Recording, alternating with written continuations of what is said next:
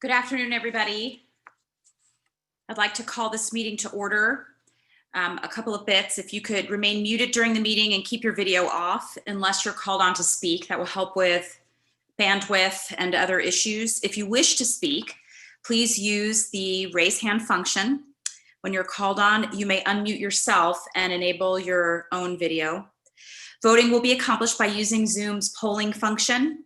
When a vote is initiated, a poll will pop up on participant screens. If you are attending and you are not a senator, please do not vote.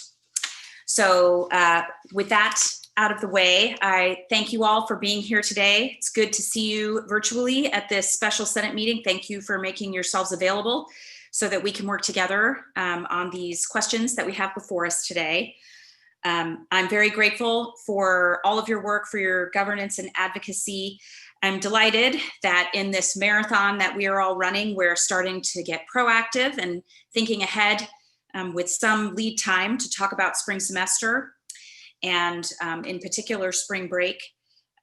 I have heard very strongly from faculty and staff and students around this question, and we have been very grateful to be able to work together on the proposal that we have before you today. We'll talk about the timing of spring break particularly, and then Faculty Senate will vote on the calendar after hearing from representation from all groups as required by policy. And then the outcome of today's vote will be included as an information item at the board meeting that we have scheduled for later this week.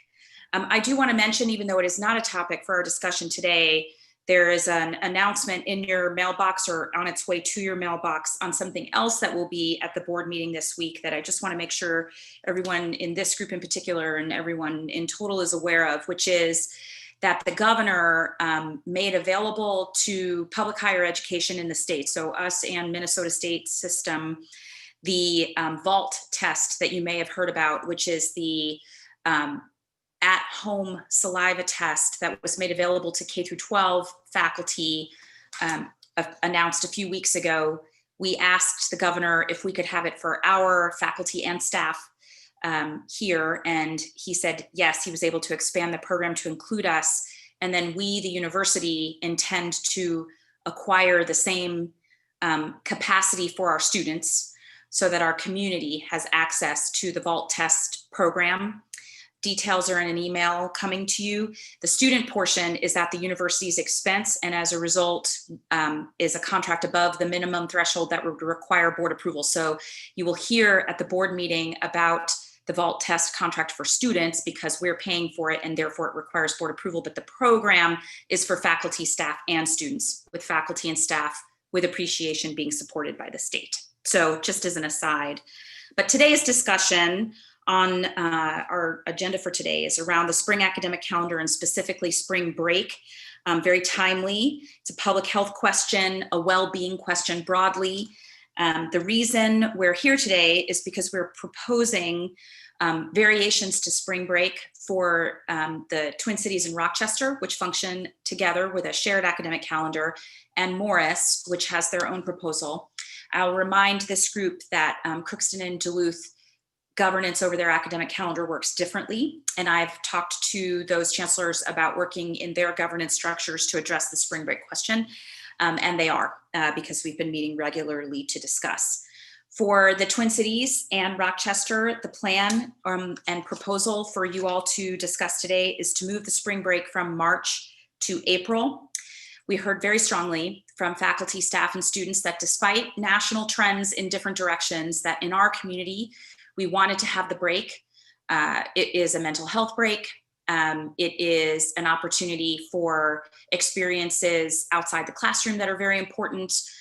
If we are so lucky, it could include some of our study abroads, externships and internships, rest. For faculty, there's similarly some opportunity for rest and change of scenery. And also we wanted you all to be able to plan your semester with a known break, and heard from you very clearly that taking it peppered through the semester or simply starting earlier, finishing earlier, or starting later and finishing earlier did not accomplish the same outcomes. But by moving the break later in the semester, we have a couple of intersections that we think make sense given the times we find ourselves in. First of all, we retain the break, which is what we heard from the vast majority of you was the desired outcome, at least in the Twin Cities and Rochester. We, by adding the month, give ourselves time. And one thing we have learned in this crazy process that we've been in these last few months is that things change quickly. An additional month of time is real time for things to evolve and improve, for there to be more certainty. We may have totally different testing options. We may have different treatment options, and we may very well have a vaccine. And that would affect all of the decisions that surround spring break and give us a much better opportunity to make those decisions well for our community. So we like the idea of the time. And then it also allows us to line up the spring break with the K through 12 spring break here, which for our faculty and staff with young children and some of our students with young children can make a very big difference in terms of the plates that we have in the air, and we want to be considerate and respectful of those demands as well. So that is the basis for the proposal that you have before you. I will leave it to the Morris representation to talk about the way in which Morris came up with their plan. I want to be clear, what we are not deciding today is what we will do after spring break. We don't have enough information to make that decision. And as much as I would like to suggest certainty, I would strongly discourage making decisions about what happens for the last 3 weeks of the semester and the finals period, commencement, and all of the end of spring semester things now. There are a lot of important, meaningful group events during that period of time that we would like to do our very best to have if it is safe to do so. And it is not today, but it could be by then. And making a decision today that locks our hands for then and the things that we would do at that point in time, I would like to wait long enough to have accurate information, but not so long that it's disruptive to your schedule. So ideally not now. I want to thank in advance all the consultation work that the provost has undertaken with Phil and Ned from the FCC, SCEP Chair Tom Chase, SSCC Chair Briggs Topple, PAC Chair Aaron Heath, and CSCC Chair Terry Bessman, who've done a lot of work together to get us to this point, and to ensure that we're hearing everyone's voice and taking it into consideration in a way that makes sense and maximizes the expectations of all of our constituencies. So I look forward to hearing today's conversation with appreciation. And with that, I'm going to ask Senate Vice Chair, given the topic of today's meeting, Carol Chomsky, to chair this special Senate meeting and facilitate the discussion. So thank you, Carol. Thank you, President Gable. Before we get to the substantive discussion, the first item on the agenda is a motion to approve a special rule for the discussion. And the special rule that is proposed by the FCC is that each speaker will be limited to 2 minutes each time they are recognized. A 2/3 majority of those present and voting is needed to approve this rule. First, do I have a second for the motion? Second. Thank you. And if the host can initiate the poll.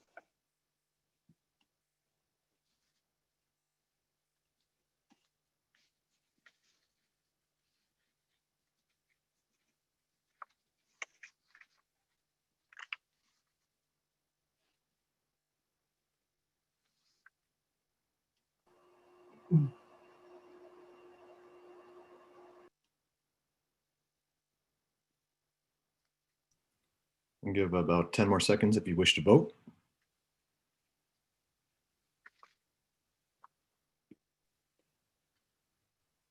And last call. There being 156 ayes, 3 nays, and 2 abstentions, the motion prevails. Thank you. Item 2 on the agenda is a discussion and vote on changes to the Twin Cities and Rochester Spring 2021 academic calendar. As you know, we will have several speakers to present information about the consultation that has occurred, and then we will hear the motion and open discussion for it. So I first call on Provost Croson to present the first information about the item. Thank you, Vice Chair Chomsky. And it's good to see everybody, if only virtually, at today's concurrent meeting of the University and the Faculty Senate. I hope many of you had the chance to attend last Friday's forum. A link was included in today's agenda so that those senators who weren't able to attend could view the opening remarks. As you know, we've had many conversations about spring break for 2021 within our planning groups and governance structures. As you discuss the calendar, you should know that we will be continuing the 6-foot physical distancing and instructor choice of modality that we adopted for the fall. However, as with Thanksgiving this fall, we have concerns about students traveling away from campus over spring break and then returning to campus. We don't yet know what the health situation will be, yet we need to make a decision now about spring break. Among our Big Ten peers, most have canceled their spring breaks. Of those, most have chosen to start later, generating a longer winter break, with a few choosing to add study days just before finals, or including a few scattered breaks throughout the semester. As we've discussed these options with faculty, staff, and students, including SCEP and the FCC, we've heard about the importance of having a contiguous week of spring break for the mental health of our students, staff, and faculty. I've also heard about challenges in implementing a late start, which would require reissuing student loans and having students redo their credit checks. I've heard from instructors who teach lab courses about the challenges with scattered breaks. I know there are no easy or popular decisions here. These concerns impact our campuses in different ways. So as you heard from President Gable, the proposed calendars are not the same for all campuses. I should note that the professional schools, medical, dentistry, pharmacy, vet med, and law, and specific programs that are already decoupled from the graduate and undergraduate calendars can continue to set their own calendars consistent with current university policy. So the resolution before you today retains a contiguous 5-day spring break moved into April. This will allow us to watch how the public health situation develops, to consider what modes of instruction would be best for the weeks after spring break and for final exams. We may plan for a return to some in-person instruction or pivot to distance education. We'll make that decision well in advance, but in a way that is responsive to the fast-moving pandemic landscape. Of course, as I stated at the start, faculty retain autonomy over their own class modalities. So any instructor who wishes can plan their course to be blended or in-person before spring break and distanced after. I want to thank you for your consideration of this proposal and especially for sharing your insights. I'll be happy to take questions during the discussion of the motion if people have any. And now I'll turn the floor back to Vice Chair Chomsky. Thank you, Provost Croson. I would now like to recognize Professor Tom Chase, who will speak on behalf of the Senate Committee on Educational Policy. Thank you, Chair Chomsky. Pursuant to the policy on academic calendars, the Senate Committee on Educational Policy is recommending an exception to the calendar originally adopted for spring 2021 to accommodate the circumstances caused by the COVID-19 pandemic. To respect your time, I will not repeat my presentation from last Friday's forum, but rather highlight a few key points here. The process for adopting university policies is set up to ensure that all stakeholders affected by a policy are properly consulted. Provost Croson has done an exemplary job of enlisting a broad range of students, faculty, staff, and administrators to identify the best among all reasonable options for a calendar for spring 2021 to minimize damage attributable to COVID-19. Therefore, SCEP is comfortable in recommending this exception. SCEP discussed many possibilities for the spring calendar, including starting late, ending early, adding additional study days, replacing spring break with individual break days distributed throughout the semester, moving spring break to a different week, and making no changes to the original calendar. We narrowed down this wide range of choices by way of multiple polls of the committee members. SCEP's final recommendations vary by campus. For Twin Cities and Rochester, SCEP recommends a contiguous 5-day spring break in April. The start and end dates and the final exam week would remain as originally scheduled. The recommendation for a 5-day contiguous spring break for the Twin Cities is primarily student-driven. Student members of SCEP indicated an overwhelming demand from both undergraduate and graduate students to preserve a break of 5 contiguous days. All were willing to be flexible on the placement of that break to maximize safety in the face of COVID-19. SCEP recommends a different calendar for Morris, which is favored by the faculty, staff, and students at the Morris campus. The recommendation is to replace the contiguous spring break with 2 individual break days, a floating holiday, and an undergraduate seminar day distributed throughout the semester, augmented by a capstone project day and an extra study day immediately prior to final exam week. As noted, this recommendation is the result of consultation at Morris, reflecting the circumstances of the Morris campus.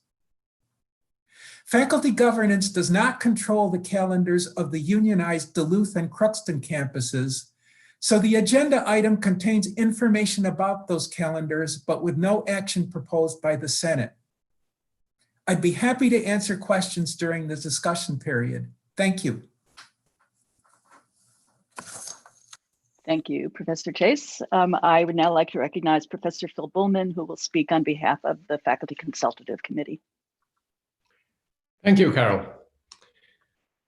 So, as stated in the Senate bylaws, the academic calendar is a faculty issue, which is why only faculty will be voting today. This will be no different than in past years when only faculty voted on the academic calendar. However, we understand that especially in the academic year deeply affected by COVID, the academic calendar is not just an educational topic. It affects employees and students in the university in unprecedented ways. And so for this reason, we opened last Friday's forum and today's Senate meeting to all university senators, so that in the discussion before the faculty vote, all voices can be heard. In Friday's forum, I explained the extent of the broad consultation that preceded today's Senate meeting. So I don't want to repeat that. And I would like to thank those of you who have participated in that forum or have listened to the recording. So what I want to do today, instead of boring you with a repetition, is just describe to you really the outcome of the detail of the consultation that has involved student leaders, civil service and P&A leadership, as well as the leadership of the local AAUP chapter and many faculty members. I will focus in my summary on the Twin Cities and Rochester campuses because, as Professor Chase just mentioned, Crookston, Duluth, and Morris have their own processes for consultation. So let me summarize. Student leaders overwhelmingly requested that there be some form of a contiguous spring break and not just a few days here and there. There was less consensus on when that spring break should be. Civil service employees acknowledged that the academic calendar is a faculty issue, but they expressed worries that a return of students back to our campuses after spring break would cause a surge in COVID cases on campuses and put the safety of everyone at risk. They welcomed the option of fully online instruction after spring break if the situation would require that come spring 2021. We heard many similar comments also from graduate students. Academic professional and administrative employees also shared the concerns of a COVID surge after spring break and welcomed the idea of an April spring break with the option of going fully online with instruction after that break. They liked that this approach also mirrors the Thanksgiving break that we planned this fall.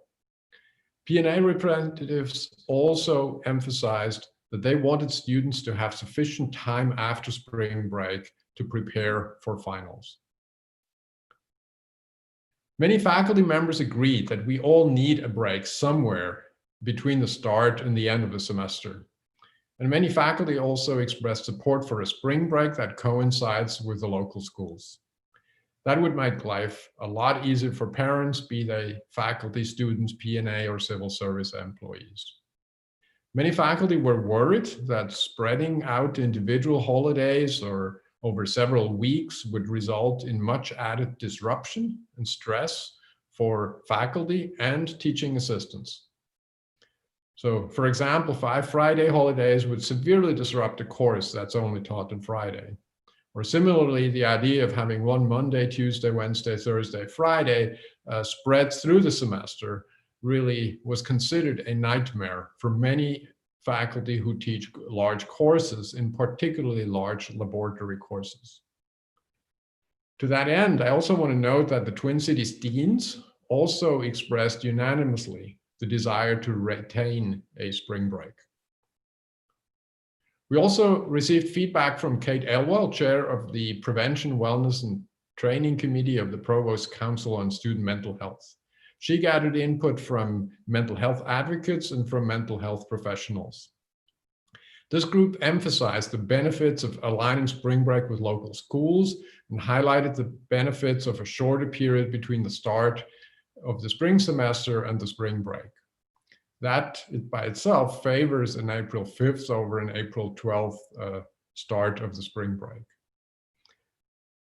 The group also suggested that instructors be encouraged to build in, wherever possible, additional breaks during the long period between the start of the semester until an April spring break. So we conclude that there is a very strong support from all stakeholders for moving the spring break to April. Let me therefore end by summarizing advantages and disadvantages of potential spring breaks starting either April 5th or April 12th. On one hand, the coincidence of an April 5th university spring break with the Minneapolis and St. Paul school break would give many student and faculty parents a much appreciated break. We acknowledge that parents with children in other school districts will mostly not benefit from this advantage. Many faculty, students, and mental health professionals believe that an April 5th spring break would also give students and faculty more time between spring break and the final exams, making that time less stressful. On the other hand, a spring break starting April 12th would allow for one more week of instruction, in-person instruction, than a spring break starting April 5th. Should the university have to make a difficult decision to go online only after a spring break, an April 5th spring break would mean a loss of one full week of on-campus instruction as compared to a April 12th spring break. Especially for some of our laboratory and studio courses, this is not an insignificant difference. The University of Minnesota Rochester has, for the same reason, also expressed a preference for April 12th. And with that, I give the floor back to Professor Chomsky. Thank you, Phil. As noted at the outset, the calendars of Rochester and the Twin Cities are tied together, and we will be voting on one calendar for the two of them. So I would like now to recognize for the last speaker before we open for discussion, Professor Jeffrey Ratliff Crane, Vice Chancellor of Rochester. Thank you, Professor Chomsky.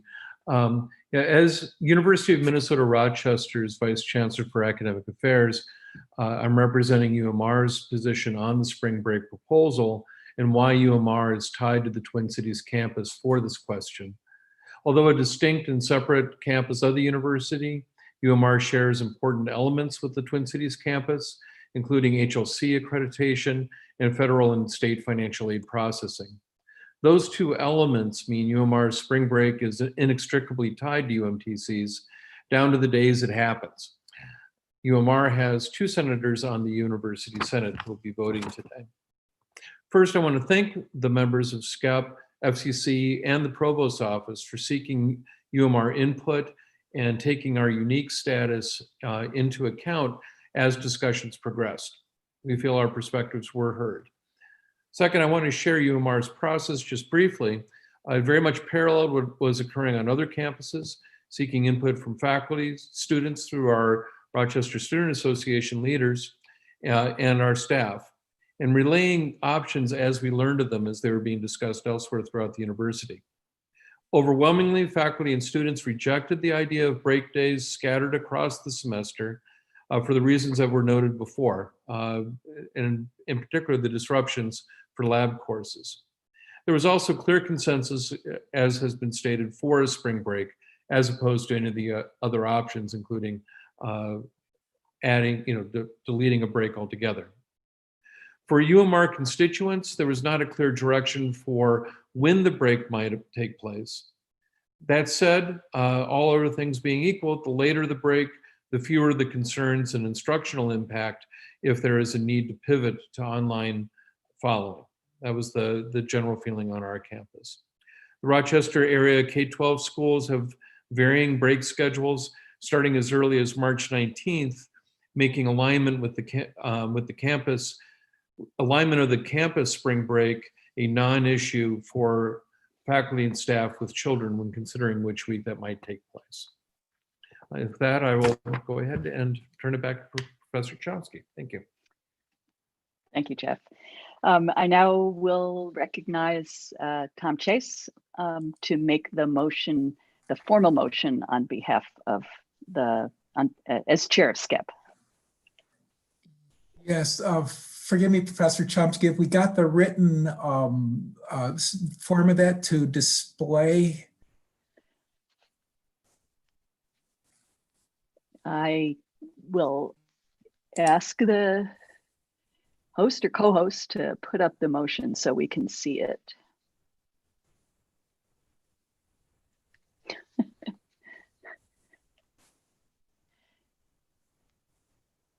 Or do you have it in front of you? Because I can just read it, which it's pretty short, and people can pull it up from their materials, but we do want to have the language. Okay, so the motion in the agenda is to approve the request to move the 2021 spring break on the Twin Cities and Rochester campuses to the week of April 5th, 2021. Thank you. So, and you make the motion, I gather. So okay. Moved. All right. I believe there needs to be a second because this is not formally a committee motion, although it came through the committee process. Second. Do I hear a second? Okay. So now we open it for discussion. So if you want to be recognized to ask a question or to make a comment about the motion, please indicate by raising your blue hand on the participant list.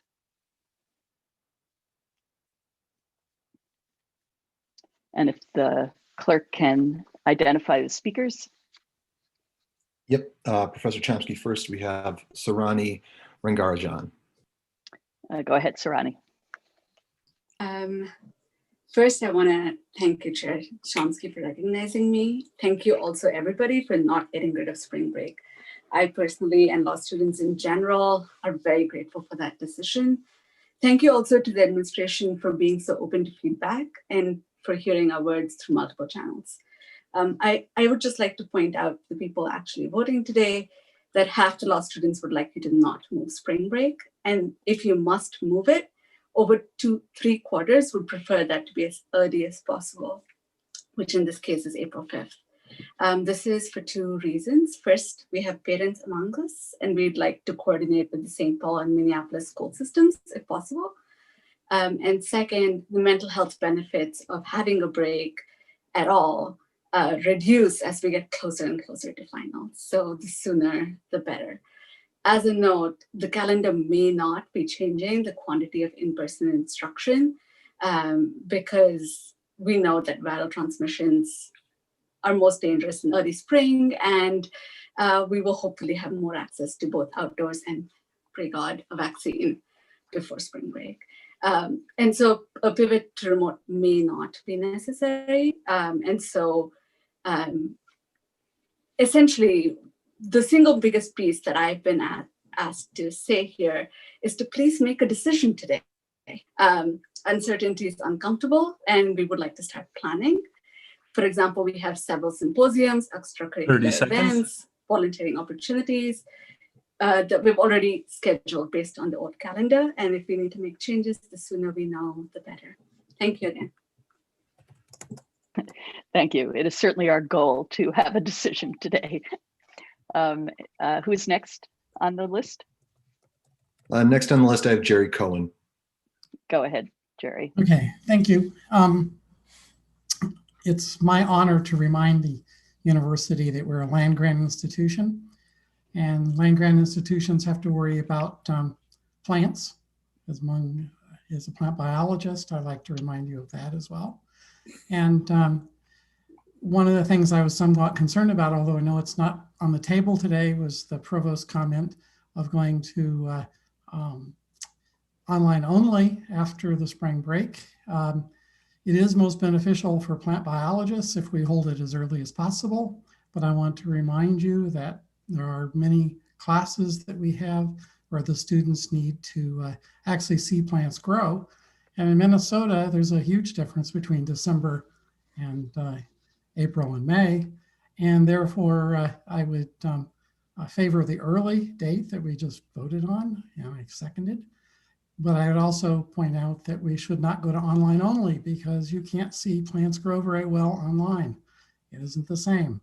And our classes that actually have a field component are not hazardous, and therefore just throw in the mix that we should honor our land grant traditions by making the fact that people can actually be on the land as part of our commitment. Thanks. Thank you. I actually will ask if she can talk about this. Provost Croson, because I think we talked in some of the earlier meetings about the meaning of online with respect to issues like plants. And so I wonder if Provost Croson would want to add something in response to the comment. Sure. So maybe I'll just say that part of the goal about moving, as President Gable mentioned, is to be able to put off a decision about modality until we know more. We have, as you know, during the first 2 weeks of the fall semester, when we were fully distanced, had an exceptions process for specific courses. If we get to the point where we might make the decision, we may be able to do that later down the pike. But my hope is that we would we know a lot more a little later on in the cycle. Thank you. Can I respond to that?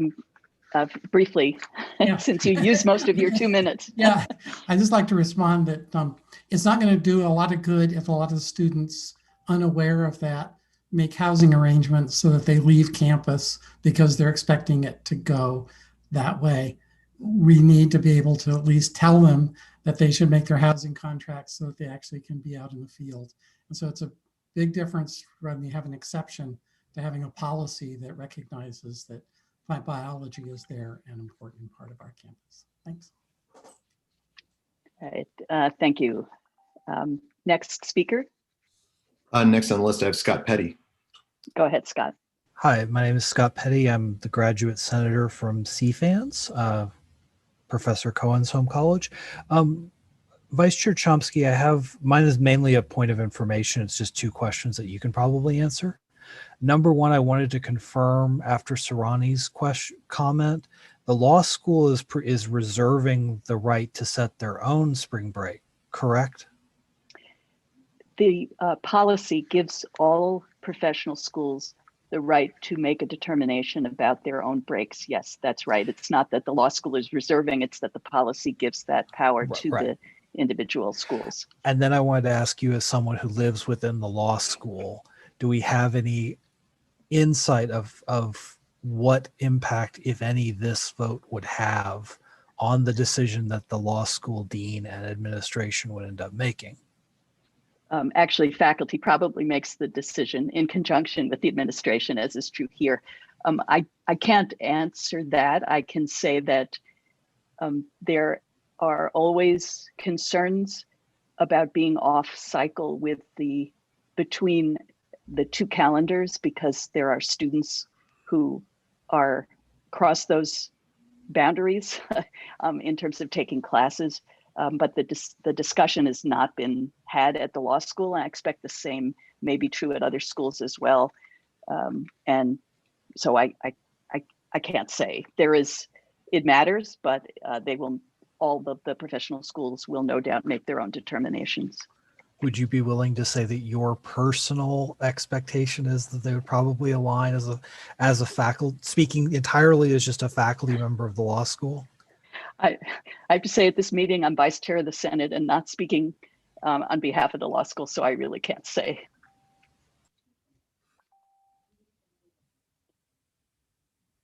Is that was there more, Scott, or is that? Oh, no, that was it. Okay.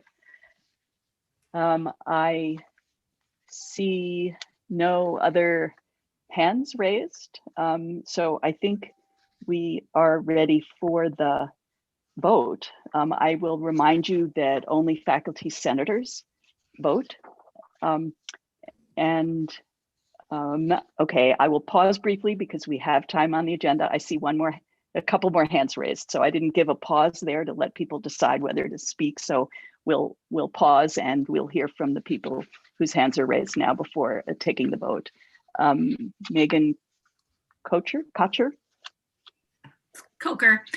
Coker, sorry.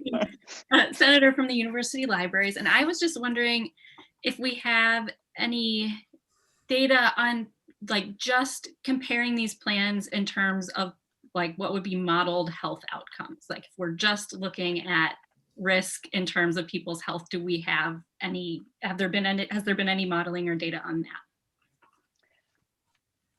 I have to ask if someone in the group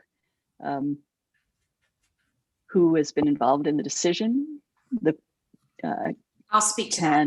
Okay, thank you. Hi, Megan. So we did not model. There's no model. We consulted the plans through our epidemiologist and through our medical experts, looking for the intersection between what is known to exacerbate risk, like leaving an ecosystem and coming back, with the pretty strong request to have the days anyway. And so this was the compromise between those two things. But no, we did not do any specific modeling around this decision.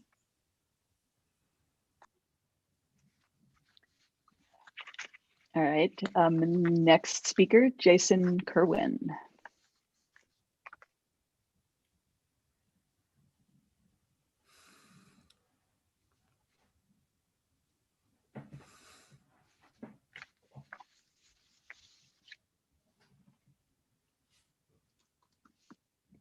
Jason, there you go. Now you're unmuted.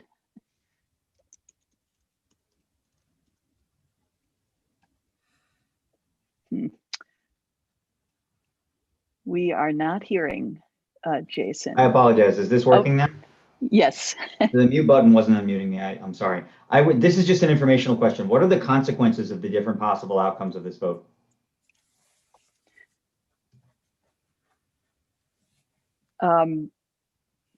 We will,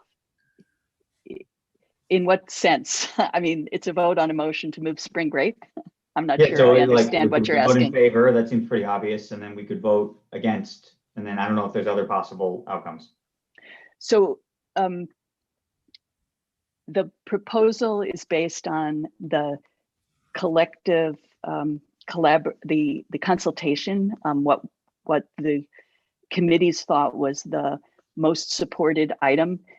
There are two ways to, if it's approved, of course, as you say, obvious. If it is voted down, there could be a motion. We'd have to vote whether to consider it. There could be a motion for a different outcome. There can also be a motion to amend this. So we could consider amending it to a different schedule or a different choice before considering the main motion, that vote would be, that proposal would be subject to a vote on whether to consider it. And then we would, if we considered it, then a vote on whether to substitute something for the amendment. So for the main motion. So basically the idea is we could make other choices within the context of this meeting to make a decision. Does that answer your question? Yes. Okay. Next speaker, Adam Sikla. Hello. Sikla. Yeah. Hello, I'm Adam Sikla. I'm the CBS graduate student senator. And I just wanted a point of information of the consultation with the epidemiologist and the medical professionals. What were their recommendations? Again, I'll need some help. I'll need to call on someone to answer that if someone has an answer. I'll answer, Carol. They supported the recommendation. Thank you. Okay. I see no other hands. I will wait a moment before we go forward. Professor Bowman. Yeah, I just wanted to add among the possible options of outcomes. So I agree. I think if this April 5th spring break were not accepted, then I think we would likely move. There would be motions that would get us to a vote on April 12th. If that would not be accepted either, we would still be at a status quo that we would have a March spring break. Now, this is just my personal opinion, but I have the impression that the Board of Regents may want to consider that as well. And so the Board of Regents, if they are not happy with that, they might actually intervene as well with that. And so that could become an issue. And then we might lose the spring break completely. So I just wanted to add that as additional option. Thank you. So again, I'll wait just 30 seconds to see if anyone else wants to be recognized.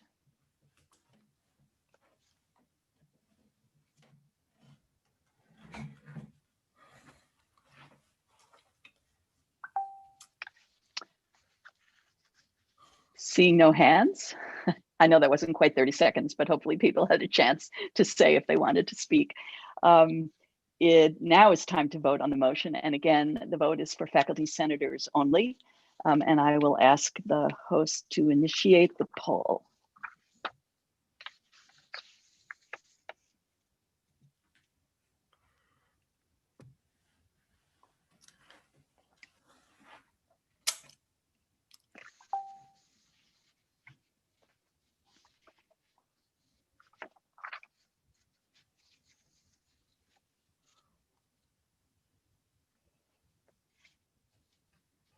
We'll give about 10 more seconds to faculty senators who wish to vote.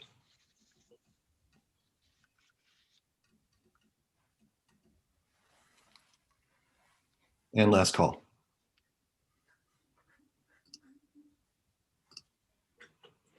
There being 98 ayes, 6 nays, and 9 abstentions, the motion prevails. Thank you. The next item on the agenda is a discussion and vote on changes to the Morris Spring 2021 academic calendar. And I'd like to call on Vice Chancellor Erickson to present this item. Thank you, Professor Chomsky.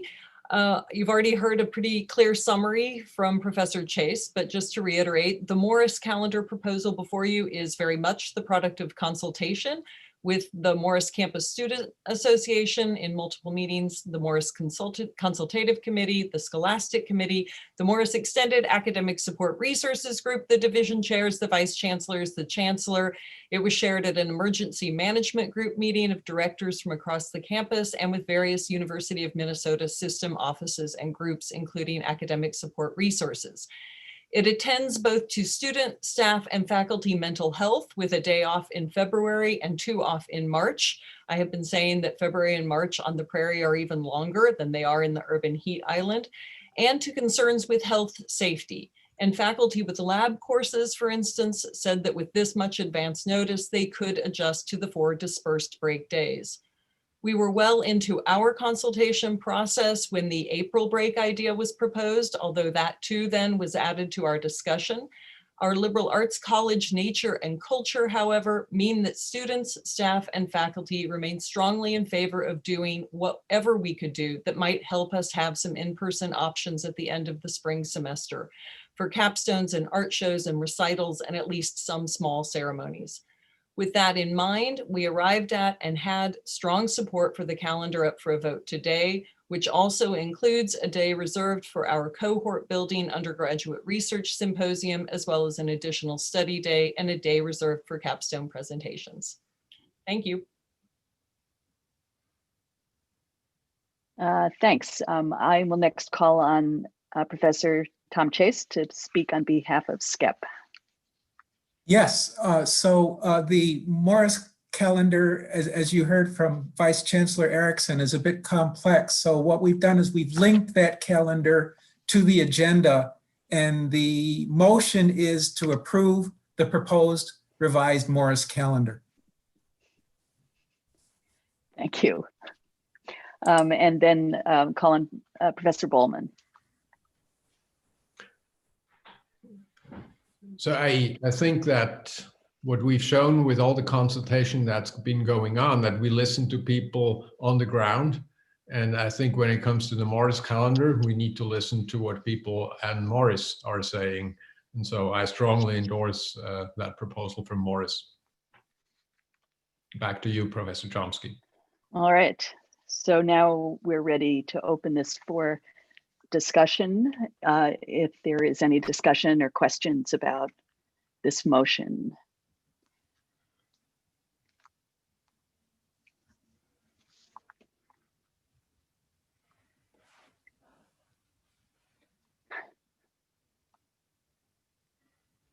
Seeing none, we can go forward with the vote on this motion.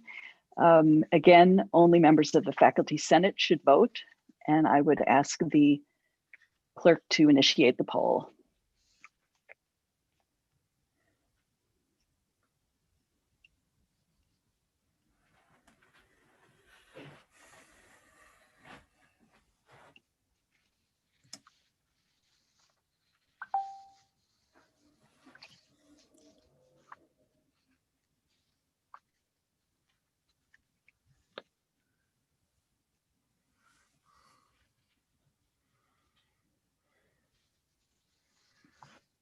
We'll get about 10 more seconds for faculty senators to vote if they wish.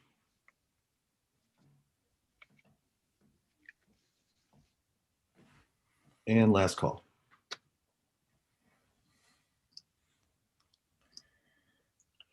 There being 92 ayes, 1 nay, and 14 abstentions, the motion prevails. All right. As those of you who've been at these meetings before know, we will report an official vote after we check to make sure that all university senators have been at this meeting. Only faculty senators can vote. I trust that happened, but we need to confirm that. So we'll have an official vote later, but the vote is overwhelmingly aye in each case. So I don't expect there will be an issue there. That concludes our business, 45 minutes early this time. And so I would entertain a motion for adjournment. So Second. And the host initiate the poll for adjournment.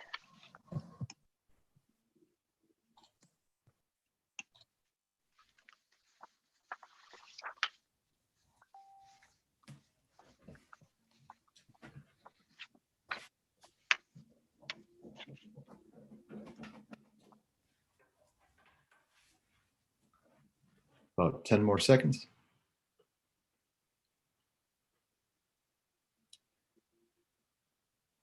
And last call. There being 159 ayes, and 1 nay, and 1 abstention, the motion prevails. Thank you, and thank you all for the time, both at the meeting today and for all the consultation before, which is why we were able to get through this early. And with that, I wish you a good rest of the week and semester until the next Senate meeting.